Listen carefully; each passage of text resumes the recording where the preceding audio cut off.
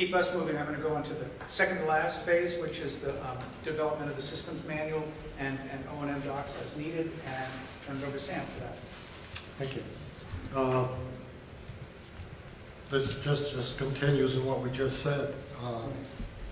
Often the operations and maintenance personnel are involved in the design, not even involved in the construction, possibly not the startup, because they have other duties. They may not even have been hired yet to operate and maintain a new building. So I look at the systems manual as kind of a bridge from commissioning to actually operating and maintaining the systems. The intent of the systems manual is to provide these operations and maintenance operators with the critical information to be able to operate and maintain this equipment according to the design intent. To do that, they need the information. They need the operating procedures, the schedule of maintenance, the manufacturer's required maintenance procedures, and how often should they change this, and spare parts, and even 1-800 numbers so they could call somebody if equipment under warranty fails. And the systems manual is basically a log of this available documentation. It's going to have a lot more than the large O&M manuals. Too often the contractors deliver 3 sets of O&M manuals. They're 3 or 4 8-inch binders. Good luck finding what you need to operate and maintain the systems.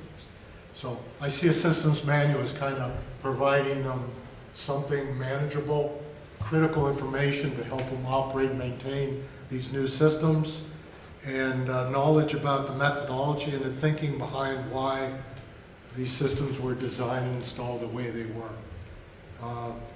Not stealing any thunder from the next topic, but I think to have a classroom session and to go over the systems manual and help them to understand the purpose and the content and how to work their way through this document. When we've done this in the past and had this kind of training, we have relatively well-trained operators that know the system, understand where to find the references if they don't, and who to call if both of those items fail. So I think the systems manual is very important, and it's good to have, obviously, the O&M manuals up on the shelves if you need more detailed information on the equipment. That's how we see the systems manual and the accompanying O&M documents.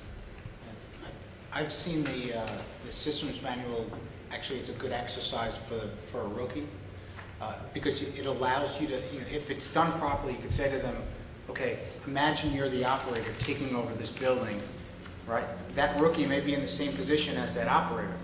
They don't know the design. They don't know the submittal. They just know that they're inheriting this piece of equipment.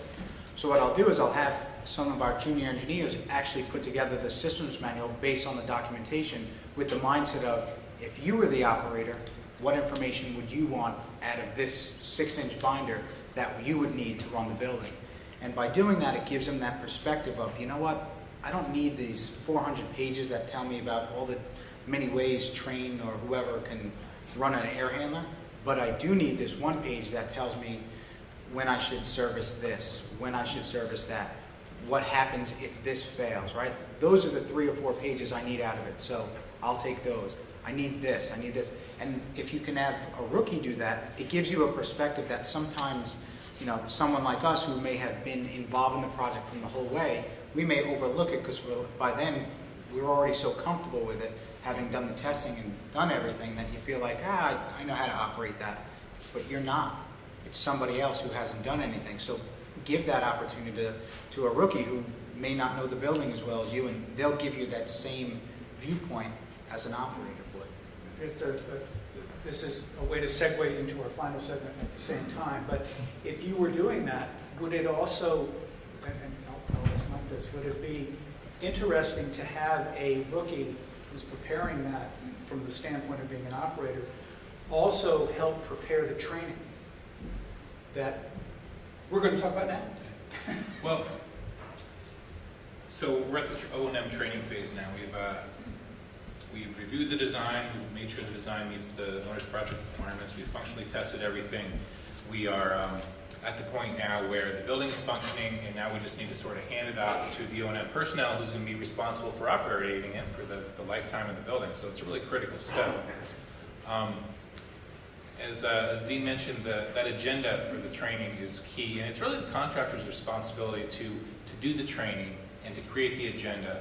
But I'll ask to review the agenda, and if there is no agenda and it's just sort of a show up and what do you want to know, that's not a training. It needs to be more well thought out than that.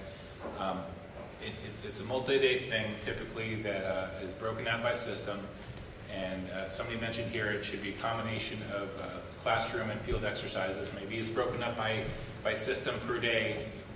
And the first day in the morning you're reviewing in a classroom setting the O&M manuals and the systems manuals for the heating system, and then in the afternoon you're in the field looking at what this stuff physically looks like and putting your hands on it. So I will ask to see an agenda, and I'll fill in some gaps and make recommendations on that. But certainly a rookie attending the training, I mean, it's a training exercise, it's a learning exercise. Rookie having prepared that systems manual and seeing how the contractor is demonstrating how this system is supposed to be operated is a great learning opportunity. Commissioning authority will typically attend a sample of the training, probably not all of it, but for the major critical systems, certainly. I like to just sort of be there in a facilitator role. If you can tell if the owner's not getting something, or if he's nodding his head but falling asleep or whatever, and helping him along, maybe asking the questions that he's personally not comfortable asking with, but I know it's not clear to him. Prodding his questions a little bit, getting those details out that are critical.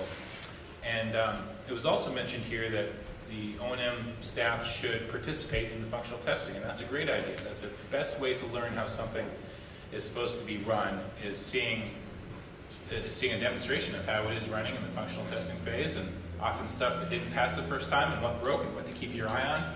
We can't, we're really close. We're meeting the static pressure and airflow set points here, but we're not getting, we don't have enough capacity as we might want. Okay, that's something I need to keep an eye on throughout the whole operation phase of the building life cycle.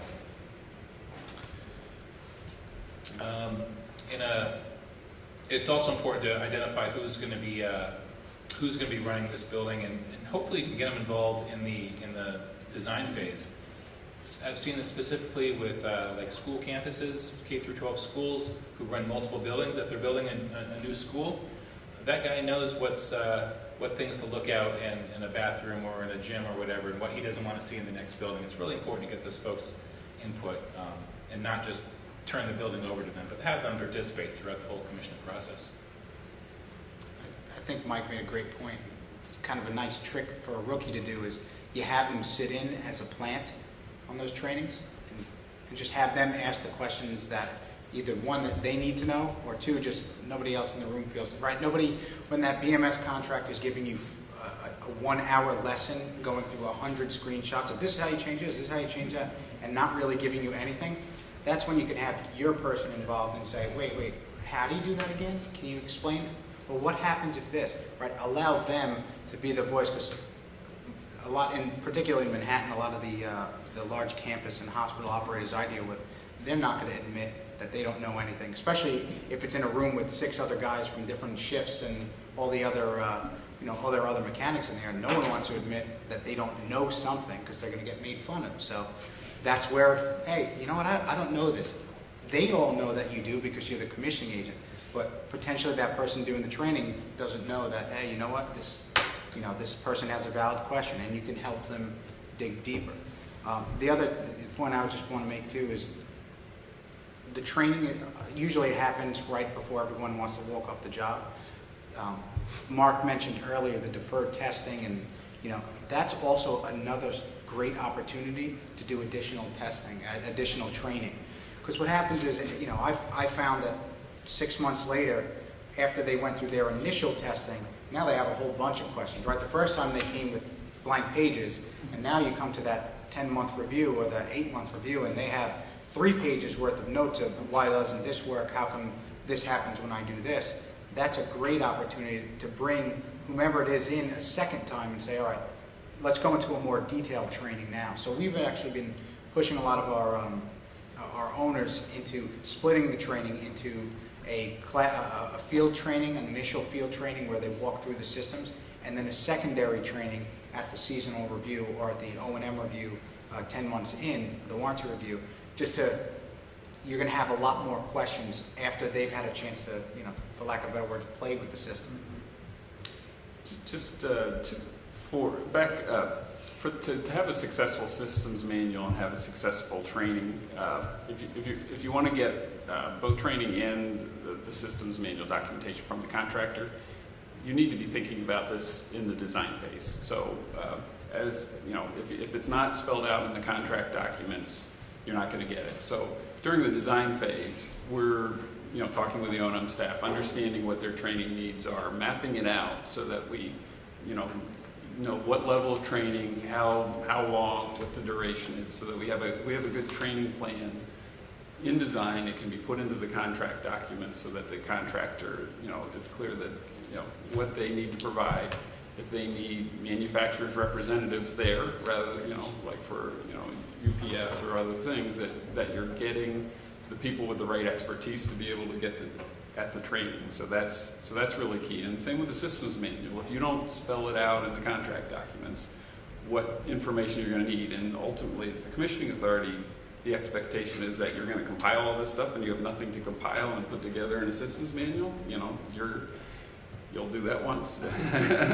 But so a lot of these things you need to be thinking about in design, and this concept of getting the syllabus and requesting the syllabus, that's the surest way to raise the level of training is getting a syllabus from the contractor, making sure that who's going to be at the training. I mean, is there a manufacturer's representative that you need? Making sure that somebody that's an expert in some of these more sophisticated pieces of equipment will be there when you need it and to get the training. The syllabus works well to do that. Okay, thank you.